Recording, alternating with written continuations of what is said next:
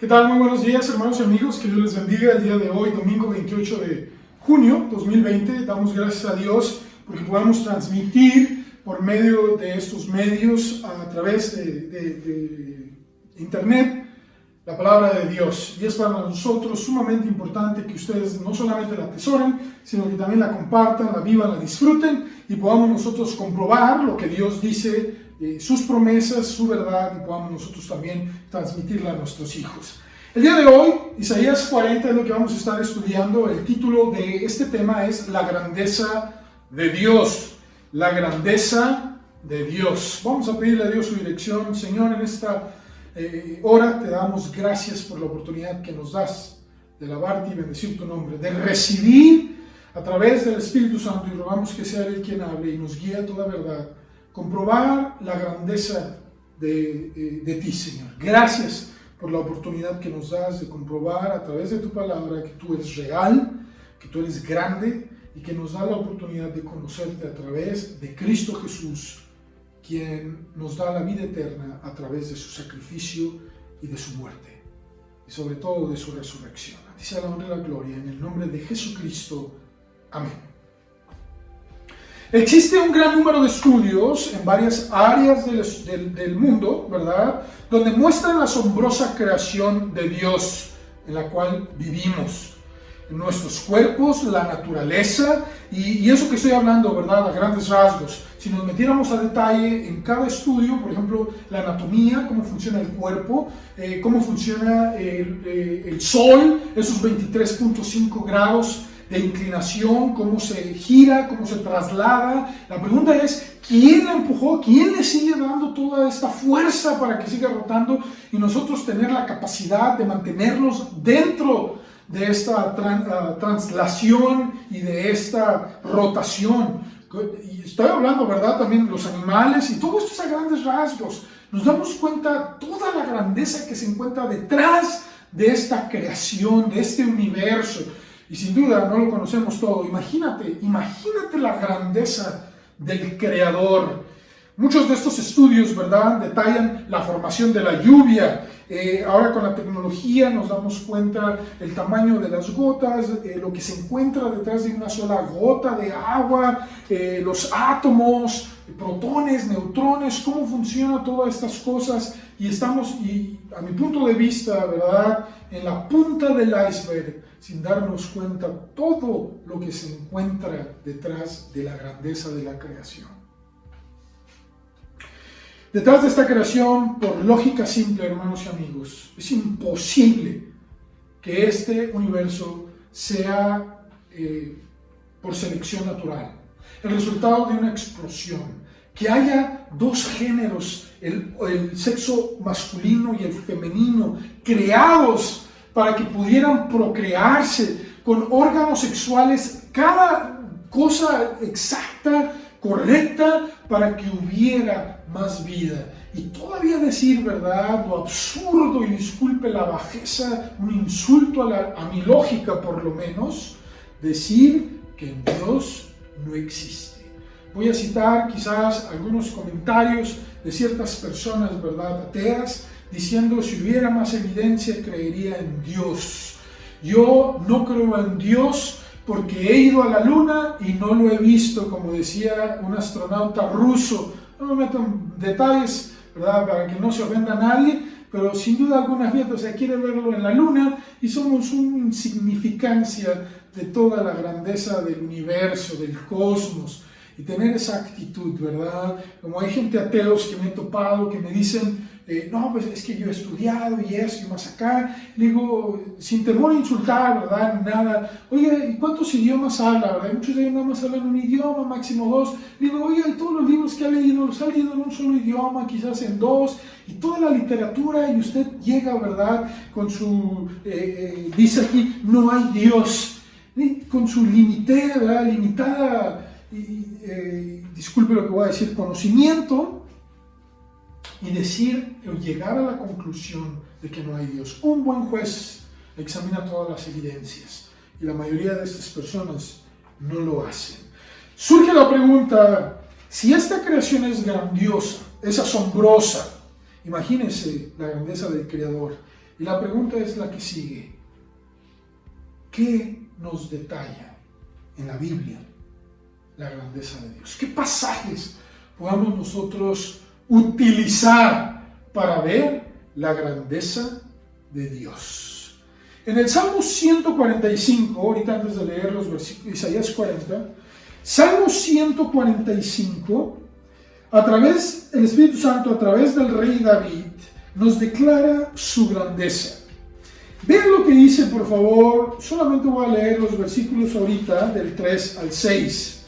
Salmo 145, del 3 al 6, dice: Grande es Jehová y digno de suprema alabanza, y su grandeza es inescrutable. Eso significa que es imposible de comprender. Generación a generación celebrará tus obras y anunciará tus poderosos hechos. En la hermosura de la gloria de tu magnificencia y en tus hechos maravillosos meditaré. Del poder de tus hechos estupendos hablarán los hombres, y yo publicaré tu grandeza. Y yo publicaré, dice el rey David, tu grandeza. La palabra Gedulá o Gdulá, ¿verdad? Como muchos lo pronunciarían comiéndose la E, Gedulá, con H al final, concretamente significa hechos poderosos, hechos majestuosos. Es decir, por tus hechos majestuosos, magníficos, poderosos, portentosos, eso es por lo cual te voy a alabar y te voy a anunciar. En otras palabras, es necesario admirar y darle dignidad y honor por lo que Dios ha hecho, por lo que está haciendo y por lo que va a hacer.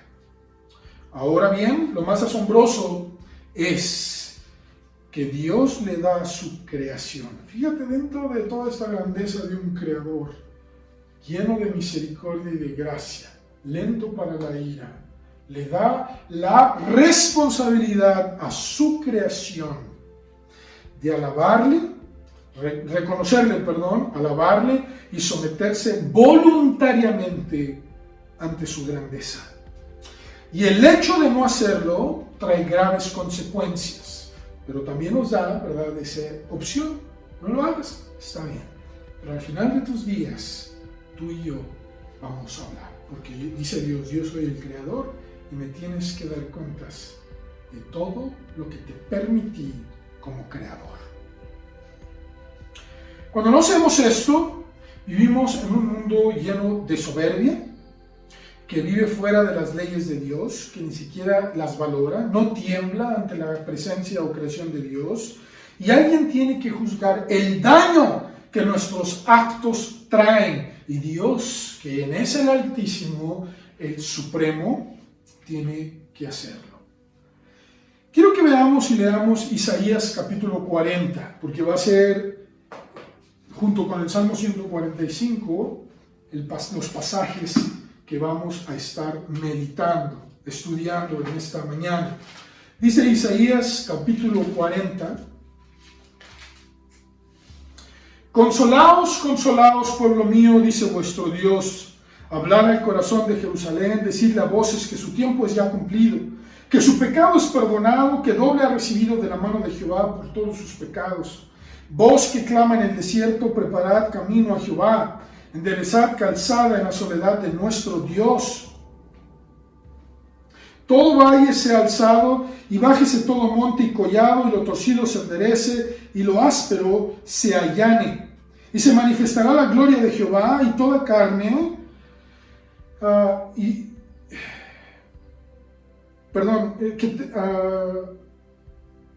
y toda carne juntamente la verá, porque la boca de Jehová ha hablado. Voz que decía, da voces, y yo respondí: ¿qué tengo que decir a voces? Que toda carne es hierba, y toda su gloria como flor del campo. La hierba se seca y la flor se marchita, porque el viento de Jehová sopló en ella. Ciertamente como hierba es el pueblo, sécase la hierba, marchítase la flor, mas la palabra del Dios nuestro permanece para siempre. Súbete sobre un monte alto, anunciadora de Sión, levanta fuertemente tu voz, anunciadora de Jerusalén, levántala, no temas, Di a las ciudades de Judá, ved aquí al Dios vuestro. He aquí que Jehová el Señor vendrá con poder y su brazo señoreará. He aquí que su recompensa viene con él y su paga delante de su rostro. Como pastor apacentará su rebaño, en su brazo llevará los corderos y en su seno los llevará. Pastoreará suavemente a las recién paridas. ¿Quién midió las aguas con el hueco de su mano y los cielos con su palmo? Con 3 dedos juntó el polvo de la tierra y pesó los montes con balanza y con pesas los collados. ¿Quién enseñó al Espíritu de Jehová o le aconsejó enseñándole? ¿A quién pidió consejo para ser avisado? ¿Quién le enseñó el camino del juicio o le enseñó ciencia o le mostró la senda de la prudencia? He aquí que las naciones le son como la gota de agua que cae del cubo y como menudo polvo en las balanzas le son estimadas. He aquí que hace desaparecer las islas como polvo, ni el Líbano bastará para el fuego, ni todos sus animales para el sacrificio. Como nada son todas las naciones delante de él, y en su comparación serán estimadas en menos que nada, y que lo que no es. ¿A qué pues haréis semejantes a Dios? ¿O qué imagen le compondréis? El artífice prepara la imagen de talla, el platero le extiende el oro, y le funde cadenas de plata. El pobre escoge para ofrecerle madera que no se apolille. Se busca un maestro sabio que le haga una imagen de talla que no se mueva. ¿No sabéis? ¿No habéis oído? ¿Nunca os lo han dicho desde el principio? ¿No sabéis si no habéis sido enseñados desde que la tierra se fundó? Él está sentado sobre el circo de la tierra y cuyos moradores son como langostas. Él extiende los cielos como una cortina, los despliega como una tienda para morar. Él convierte en nada a los poderosos y a los que gobiernan la tierra hace como cosa vana. Como si nunca hubieran sido plantados, como si nunca hubieran sido sembrados, como si nunca su tronco hubiera tenido raíz en la tierra. Tan pronto como sopla en ellos se secan y el torbellino los lleva como hojarasca. ¿A qué pues me haréis semejante o me compararéis? Dice el Santo. Levantad en alto vuestros ojos y mirad quién creó estas cosas. Él saca y cuenta su ejército, a todas llama por sus nombres, ninguna faltará. Tal es la grandeza de su fuerza y el poder de su dominio. ¿Por qué dices, oh Jacob, y hablas tú, Israel? Mi camino está escondido de Jehová y de mi Dios pasó mi juicio. ¿No has sabido, no has oído que el Dios eterno es Jehová, el cual creó los confines de la tierra? No desfallece ni se fatiga con cansancio y su entendimiento no hay quien lo alcance. Él da esfuerzo al cansado y multiplica las fuerzas al que no tiene ningunas. Los muchachos se fatigan y se cansan, los jóvenes flaquean y caen, pero los que esperan a Jehová tendrán nuevas fuerzas. Levantarán alas como las águilas, correrán y no se cansarán, caminarán y no se fatigarán. Dentro de la grandeza de Dios, quiero que veamos 3 aspectos extraídos de este pasaje del Salmo 145. En primer lugar, dentro de su grandeza, quiero que veamos su compasión por su creación. No cabe duda de que el mundo está sumergido en el peor de los engaños de Satanás. ¿Cuál es ese engaño? Dios se ha olvidado de su creación. Dios no es amor, Dios no está con nosotros. Cada uno puede vivir su vida, hacer y deshacer, cada uno puede establecer su propia verdad. Vivir bajo el relativismo, donde ciertas personas o familias tienen su propia verdad, no hay una verdad absoluta. Si para algunos ser tranza está bien, es su verdad y está bueno. Si para ciertas naciones es bueno matar, es bueno hacer aquello, es más allá, eso es bueno. Fíjate la ironía, ¿no?, de las religiones y de la falta de tener una verdad absoluta en la vida y en las naciones. Hay naciones que si tú no sigues su idealismo, su religión, te matan, te queman. Fíjate nada más. Pero si matas a uno de los que sí creen que están bien, entonces eres un asesino. Nada más para que te des cuenta lo irracional de estas civilizaciones. Tú dirás, no, eso se hacía en el antiguo.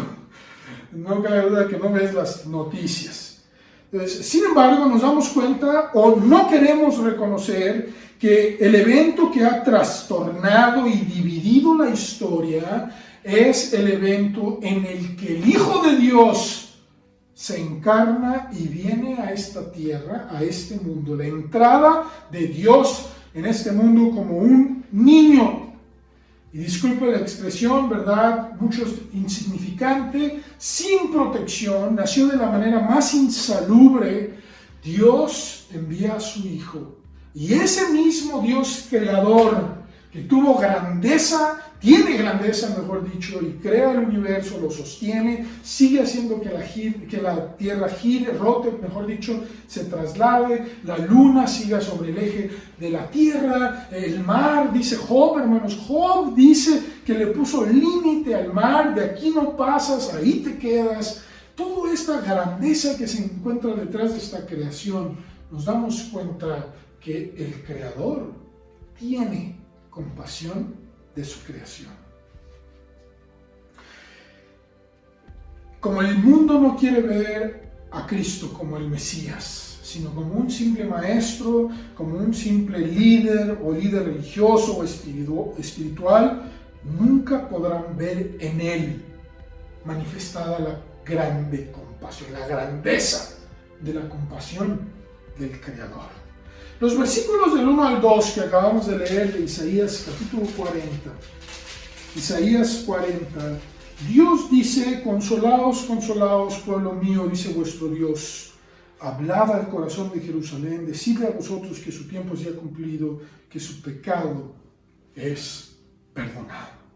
A eso, hermanos y amigos, se le conoce como gracia, como compasión.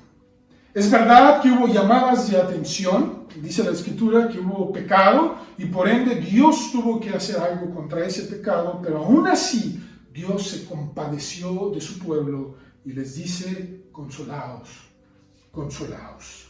Esa es la manifestación del Creador sobre su creación. Cada uno de nosotros es importante entender que Dios quiere que veamos esta grandeza de su compasión. Hermanos y amigos, Él no nos paga conforme a nuestros hechos. Como dice el profeta Jeremías en Lamentaciones 3, su mano no se ha cortado, su misericordia no se ha cortado, sino que nuevas son cada mañana y no nos paga conforme a nuestros hechos. Quiero que leamos 4 pasajes, igual un poquito más, ¿verdad? Pero están basados en estos, de la grandeza de la compasión de Dios. El primero de ellos lo vamos a ver en Mateo, capítulo 9, versículo 36.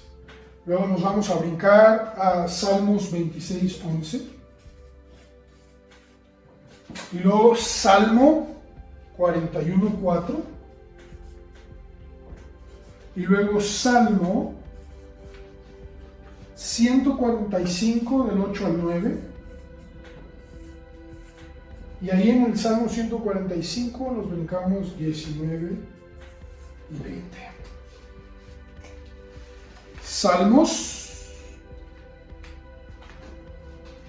Mateo 9, 36.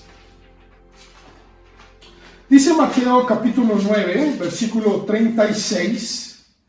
Y al ver las multitudes, hablando de Jesucristo, tuvo compasión de ellas. Toda esta gente que estaba buscando muchos atacarle, muchos quizás, ¿verdad? Por el morbo, vamos a ver ahora qué hace, vamos a ver ahora qué milagro. Pues a mí me dijeron que hacía esto y que aquello, y otros sinceramente y genuinamente diciendo: ¿sabes una cosa? Yo necesito un milagro y necesito que ese milagro provenga de Jesucristo. Entonces había de todos en esas multitudes. Y dice Dios, a través de Mateo 9:36, que Cristo al verlas, simplemente al verlas, sabiendo que había gente quizás malintencionada, queriéndole a dañar, buscar una ocasión para prenderle, aún así Él tuvo compasión de ellas. Y dice, el versículo termina: porque estaban desamparadas y dispersas como ovejas que no tienen pastor. Así nos ve Dios a todas las almas que no creen que Cristo es el Mesías. La Biblia es bien clara, hermanos y amigos, de que Jesús es el Mesías. Nos habla de profecías acerca del 500, 700, hasta 1000 años antes de que surgiera Cristo. El rey David, el Salmo 22, ¿verdad? El rey David existió aproximadamente en el año 1000 antes de Cristo. Salmo 22 escribe cómo iba a ser crucificado, iba a ser traicionado, y él mismo habla, ¿verdad?, acerca de la grandeza de Dios. Y tenemos otros ejemplos como Isaías, que fue 750 años antes de Cristo, cómo iba a nacer. Miqueas, donde iba 500 años antes, donde iba a nacer. Todo esto nos comprueba la compasión de Dios ya manifestada con siglos de anticipación. Lamentablemente la gente no lo quiere ver. En el Salmos 26:11, Salmos 26, versículo 11, dice de la siguiente manera: mas yo andaré en mi integridad, redímeme y ten misericordia de mí. El rey David, como le dice en 1 de Crónicas 29, Dios, yo sé que la rectitud te agrada, por eso ando con rectitud de mi corazón.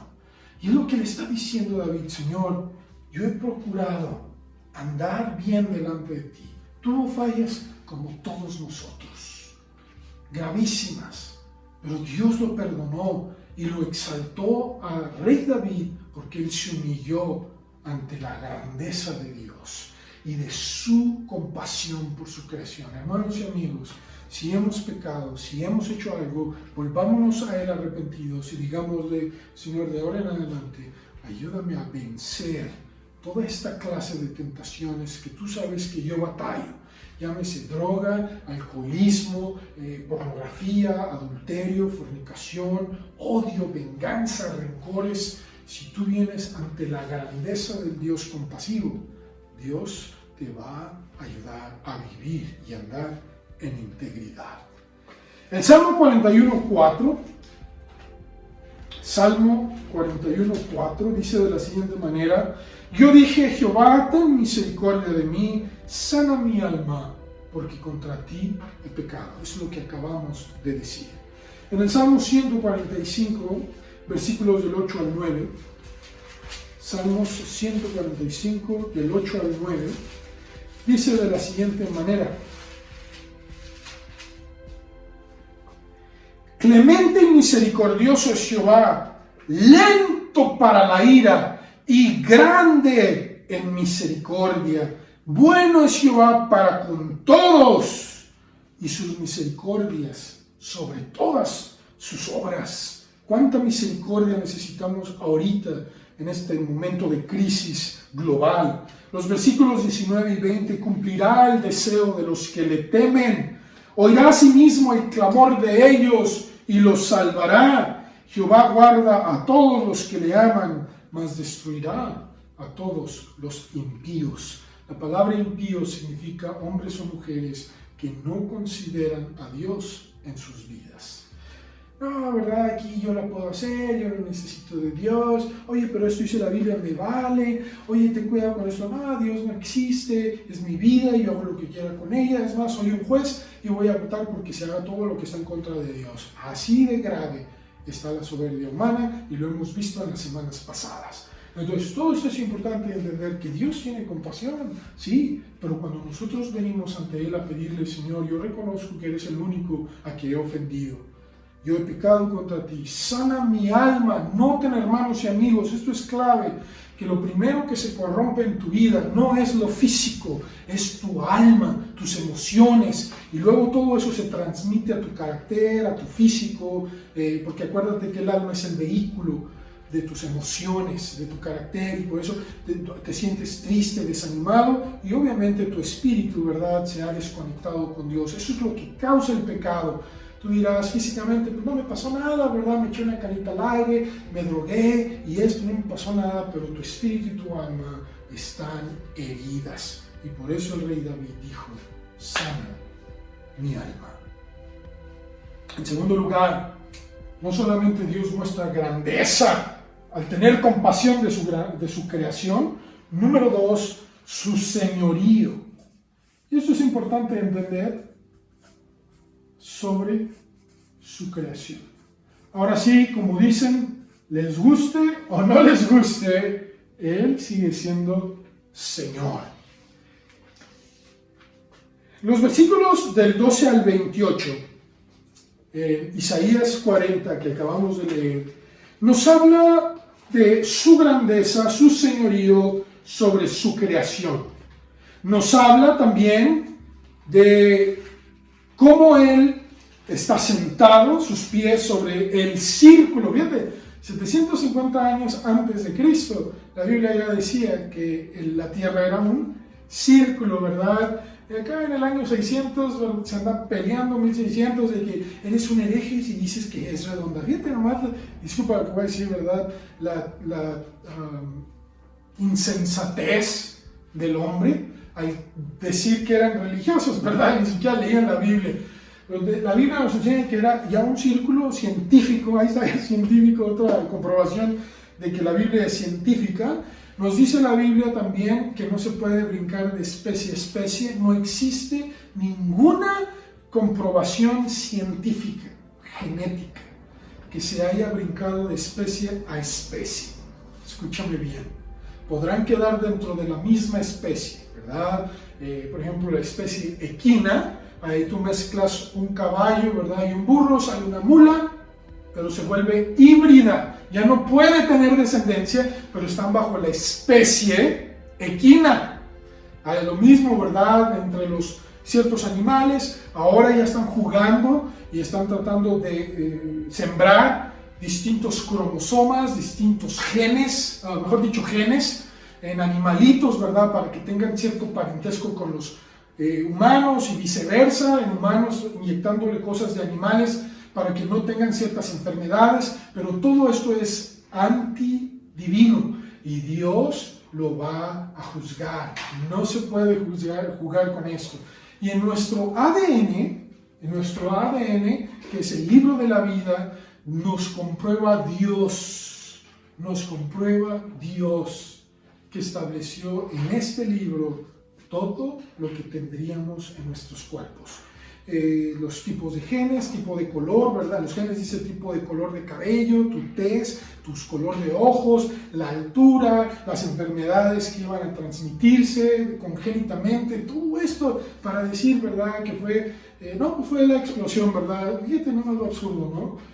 Dios sigue estando gobernando, siendo Señor. Salmo 103, 19, Jehová está sentado en su trono y su reino domina sobre todos. La escritura en Isaías 40 también nos habla, no habéis oído, no has escuchado, que Dios creó el universo, que Dios está sentado, gobierna con 3 dedos, ¿verdad? Obviamente Dios no tiene un cuerpo. Juan 4, Cristo lo explicó, es un espíritu, pero esto se le conoce como una teofanía. ¿Qué es una teofanía? Es una manifestación de Dios, teos, Dios, fanía, una manifestación de Dios al intelecto o conocimiento humano. Es decir, Dios no tiene manos, no tiene cuerpos, no tiene el mismo cuerpo que nosotros. Él es espíritu, está fuera de esta dimensión.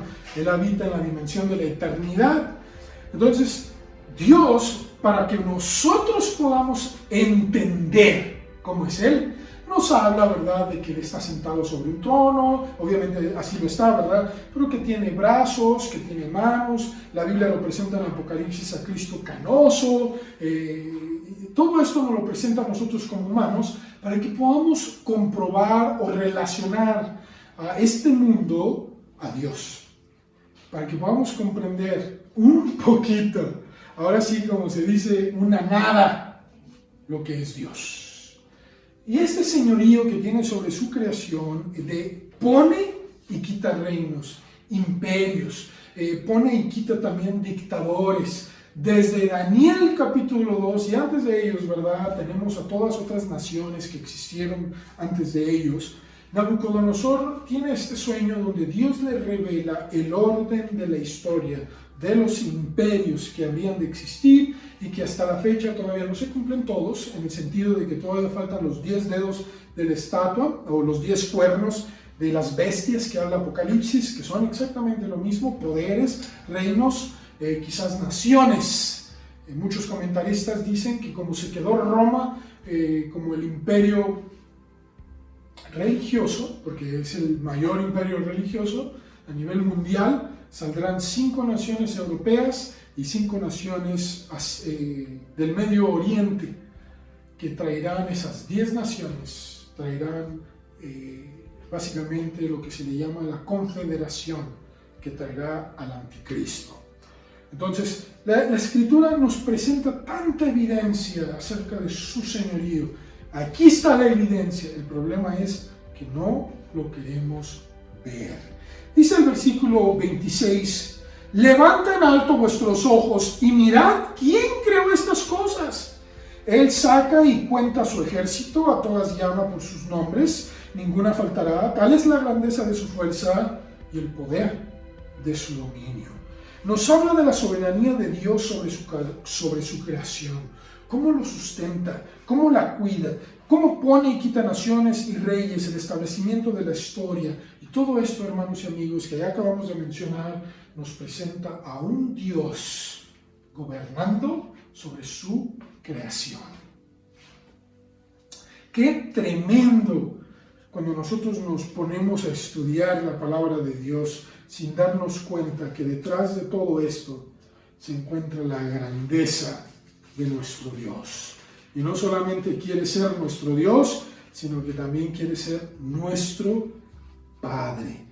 En el libro de Daniel, capítulo 4, versículo 3, Daniel, capítulo 4, versículo 3, nos habla acerca de lo que Dios quiere decirnos. Ahorita estábamos hablando de Daniel capítulo 2. Vamos a encontrar Daniel capítulo 4, versículo 3. Dice de la siguiente manera, este sueño de Nabucodonosor dice: cuán grandes son tus señales, este es otro sueño que tuvo Nabucodonosor, y cuán potentes sus maravillas. Su reino sempiterno, es decir, que no tiene fin, y su señorío de generación en generación. Su señorío de generación en generación. Efesios capítulo 1, versículo 21. Déjenme apuntar, perdón, antes de que se me olvide. Acabamos de leer Daniel 4, 3. Vamos a leer ahora Efesios 1, 21. Apocalipsis capítulo 1, 8 y 19, 16. Y primera de Timoteo 6, 15. Dice Efesios capítulo 1, versículo 21, sobre todo principado y autoridad y poder y señorío, y sobre todo nombre que se nombra no solo en este siglo, sino también en el venidero. Sobre todas las cosas de generación en generación, Dios, su grandeza, hace señorear sobre su creación. En Apocalipsis capítulo 1, versículo 8, una manifestación de nuestro Señor Jesucristo allá en el cielo, dice el apóstol Juan que Cristo le dijo: yo soy el alfa y el omega, principio y fin, dice el Señor, y el que es y que era y que ha de venir, el Todopoderoso. En Apocalipsis 19, 16, Apocalipsis 19, 16, dice de la siguiente manera: y en su vestidura y en su muslo tiene escrito este nombre: Rey de Reyes y Señor de Señores.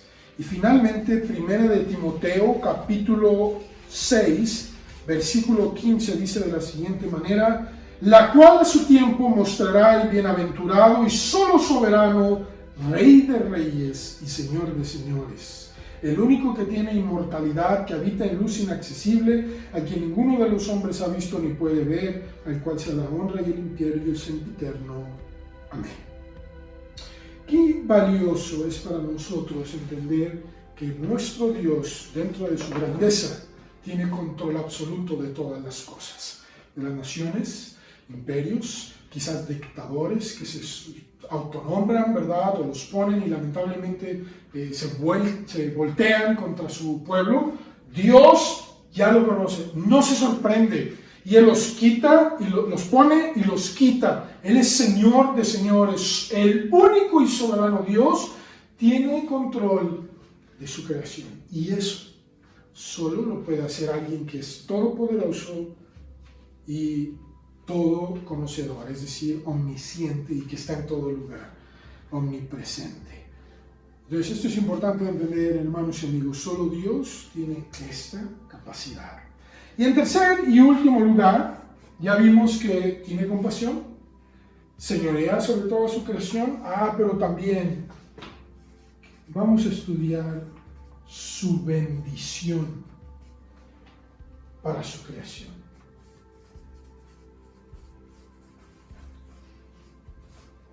Su compasión, su señorío y su bendición. Vamos a leer dos pasajes y luego terminamos con Isaías capítulo 40. El primero de ellos está en Génesis, capítulo 12, 3. Y luego Salmos 145, 14 al 16. Y luego vamos a leer Isaías 40, los versículos del 29 al 31. Génesis 12:3 nos habla de la promesa que Dios le hizo a su siervo y amigo Abraham. Y dice de la siguiente manera, Génesis capítulo 12, versículo 3. Bendeciré a los que te bendijeren y a los que te maldijeren maldeciré. Y serán benditas en ti todas las familias de la tierra. ¿Por qué todas las familias serían benditas por medio de Abraham? Por su justicia, por su fe en Dios. Cuando nosotros estudiamos, ¿verdad?, la historia, nos damos cuenta que por medio de él descendió Jesucristo, el Mesías, y por medio de él todas las familias pueden ser bendecidas. Entonces Cristo está siendo el cumplimiento de todas las bendiciones. Los que eran antes de Cristo veían hacia Cristo, veían hacia el Mesías, en la promesa que Él había hecho e iba a cumplir. Y nosotros que somos después de Cristo, volteamos hacia la cruz y decimos, gracias por enviar a Jesucristo, quien es el Mesías. Entonces, en ese punto de la historia, que parte la historia, las eras, ¿verdad? Como hay gente que todavía se atreve a decir, yo creo que Dios, ni siquiera Cristo existió. Fíjate nomás disculpa, ¿verdad?, la tontería, ¿verdad?, que se avientan, no sé en serio qué están pensando, ¿verdad?, o de cuál fumaron, pero dicen esto, o sea, y están en la noticia, lo he visto en documentales, que dicen, no, quizás Cristo nunca existió, por favor, o sea, lo más absurdo, ¿no?, de lo más tonto creer en este tiempo, con toda la evidencia geográfica, geológica, literaria, científica que la Biblia está comprobando y sacando a la luz. Y que haya dividido la historia, los imperios, las naciones, y que haya historia de todo esto, por favor. Y Dios quiere bendecir. Y si todo esto que estamos estudiando de la Escritura es verdad, es y será verdad, entonces vale la pena prestar atención a los planes de la grandeza de Dios. Y esto que nos anima a nosotros a ver su bendición, nos lo está diciendo, hermanos, alrededor de casi 2000 años antes de Cristo. Y ahorita ya estamos 2000 años casi después de Cristo. Recordemos que el calendario judío no se basa en el calendario gregoriano. El calendario gregoriano, ¿verdad?, tiene hay ciertos días más, y estos días más, ¿verdad?, están basados en el movimiento solar, pero el calendario hebreo, ¿verdad?, está basado en el calendario lunar. Es muy diferente, ¿verdad? Entonces, un año lunar tiene menos días, si no mal recuerdo, tiene alrededor de 35 días menos, y 35 días menos, o sea, imagínate cuántos días se han perdido, ¿verdad? Por eso el conteo judío ya es también muy diferente, no llevan el mismo conteo que nosotros. Ahora, es importante entender, ¿verdad?, porque aquí me voy a meter en muchos problemas, pero esto es historia. toda esta gente que dice, ¿verdad? No, esto comprueba que tiene 1 millón de años, que tiene más de 50,000 años o 5 millones de años, ¿verdad? Porque cavamos y llegamos allá como lo hicieron en Rusia, ¿verdad? Que cavaron el pozo más profundo y que escucharon voces. Esto es historia, ¿verdad? Se me olvidó el nombre del pozo, empezaba con M, a ver si me acuerdo. Y creo que llegaron a 7.5, casi 8 millas de profundidad de la Tierra. Y sacaban, ¿verdad?, piedras y las analizaban y decían, oh, tienen más de 100 millones de años, 50 millones de años, 20 millones de años. Hermanos y amigos, sin darnos cuenta, ¿verdad?, que toda esta tecnología ha sido y se está comprobando, el carbono 14, radiación, todo esto está alterado. La Biblia nos enseña que en la historia del hombre no tenemos más que alrededor de casi 6,000 años. Estamos 2,000 años después de Cristo, Abraham fue 2,000 años antes de Cristo, y el diluvio vino, ¿verdad?, después de Adán. No sabemos si fue, hay historia, ¿verdad? Algunos creen que Adán fue sacado en el año 100, más o menos, después de que él fue creado, pero él vivió 930 años, algunos dicen que 130, 800 fuera, 130 en el huerto de Edén, no sabemos. El punto es que Dios, hermanos, ahorita lleva alrededor más o menos de casi 6,000 años de historia. ¿Cuánto tiempo anterior a eso existía ya el mundo sin el ser humano? No lo sabemos. ¿Pudo haber sido millones de años? Quizás sí. No me malinterpreten, no estoy diciendo que no sea verdad. Yo estoy diciendo que en historicidad, todo este periodo del ser humano, Dios lo ha querido bendecir. No malinterpretemos la Biblia tiene razón. Antes de que Dios creara el ser humano, ¿cuánto tiempo pasó antes? No lo sabemos. Si nos dice que estaba desordenada y vacía. Entonces sabemos eso, no había vida, la vida la creó después, pero es importante entender que durante todo este periodo de historia, Dios ha buscado bendecir a su creación.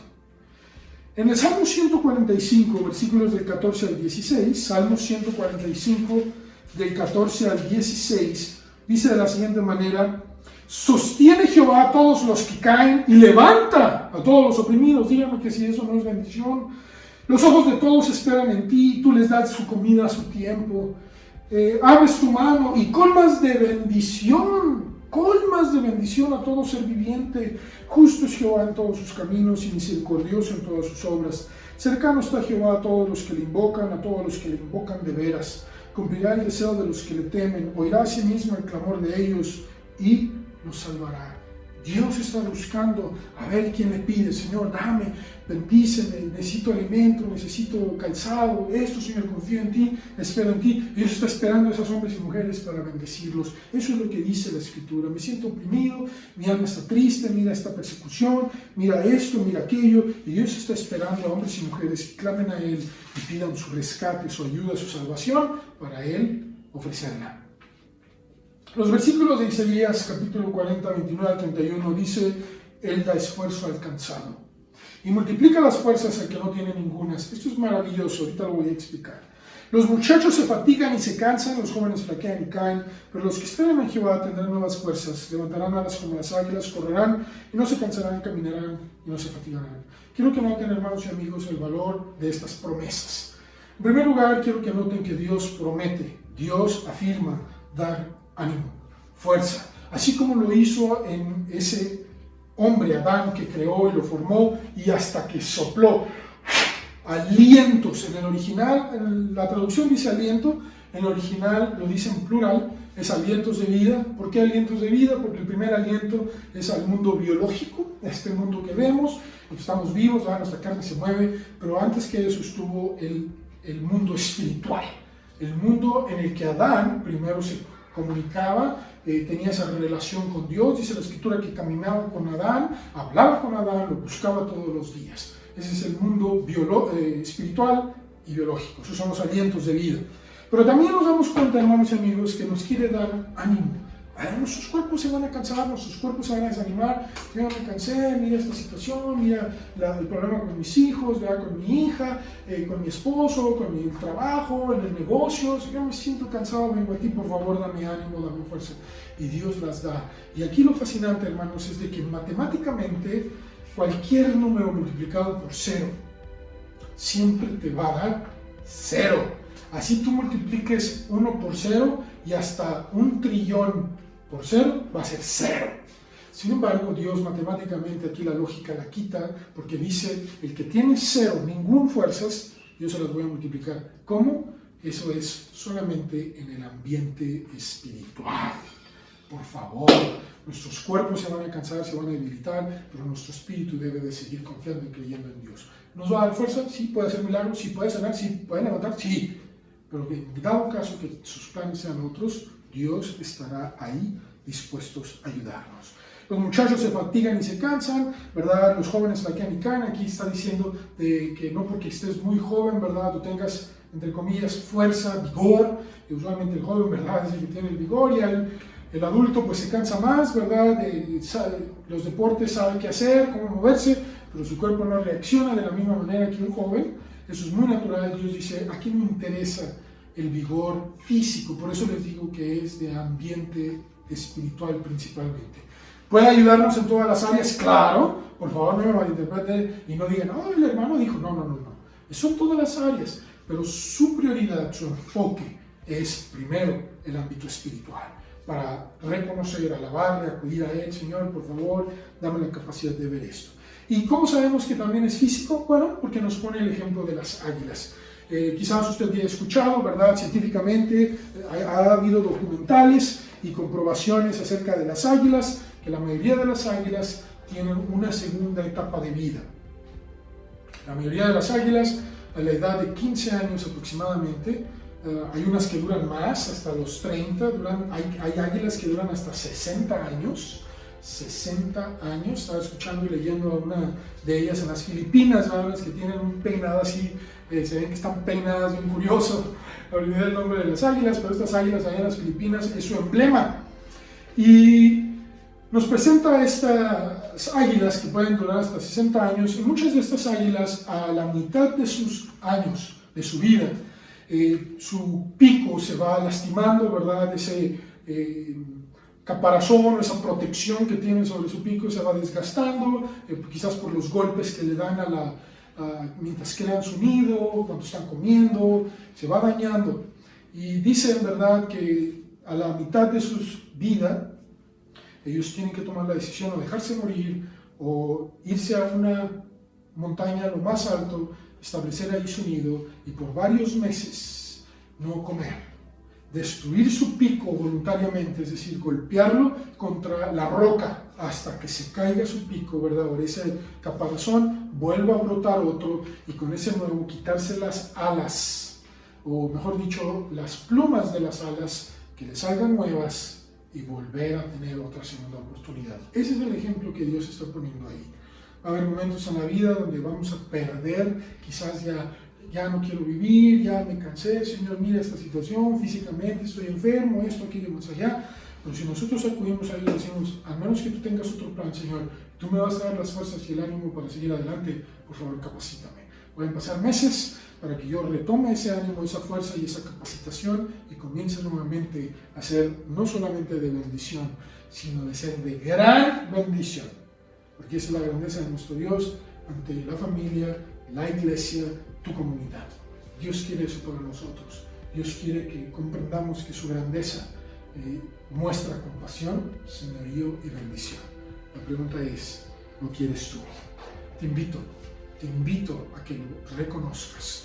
Que hace 2000 años Él estableció, con su compasión y bendición, envió a Jesucristo para que tú y yo tuviéramos perdón y vida eterna. Él fue el sacrificio perfecto y su señorío así lo estableció. Así que tú y yo no lo podemos cambiar o intercambiar. Decir, no, mira, si yo soy religioso, Señor, si yo, ¿verdad?, me voy de rodillas aquí a Cristo el Rey. No, si yo todas las mañanas me levanto, oro, me persino, hago esto más allá, pongo un orfanatorio, voy y visito a esto. Yo lo hago, Señor, con tal de que me salve. Son buenas obras. Dios dice, no.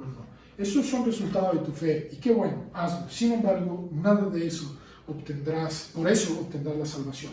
El único medio para ser salvo es reconocer que me has ofendido, que Cristo es el Mesías y yo lo puse, y ese es mi señorío, y que si tú te arrepientes, pides perdón y le pides ayuda, y que sea tu Señor, Salvador y Dios, entonces yo me comprometo a ser tu Dios y tu Padre. La pregunta es, ¿lo quieres? Vamos a orar. Te invito a que hagas esta oración conmigo si quieres entregarle tu vida a Jesucristo. Señor, reconozco que tú enviaste a Jesucristo como el único medio para salvación, porque en tu grandeza y tu señorío así lo estableció. No hay ningún otro mérito o sacrificio que yo pueda realizar para obtener tu gracia, sino solamente reconocer que he pecado y he ofendido tu ley, que necesito tu perdón y que tú me lo otorgas por el sacrificio perfecto de Cristo en la cruz, y que me das perdón por medio de su sangre y me das vida nueva y eterna por medio de su resurrección. Te pido perdón, ayuda y guíame de ahora en adelante, siendo tú mi Señor, Salvador y Dios. Y a los que ya son creyentes, pidámosle, Señor, yo quiero vivir y disfrutar y compartir de tu grandeza. Por favor, Señor, muéstrame tu compasión. Por favor, Señor, gobierna, el Señor nuevamente gobierna mi vida. Perdóname si me he descarriado y te ruego, Señor, que me bendigas para ser una gran bendición, un canal grande de bendición para todos aquellos con los cuales yo interactúe. En el nombre de Jesús, a ti sea la honra y la gloria. Amén. Que Dios les bendiga rica y abundantemente.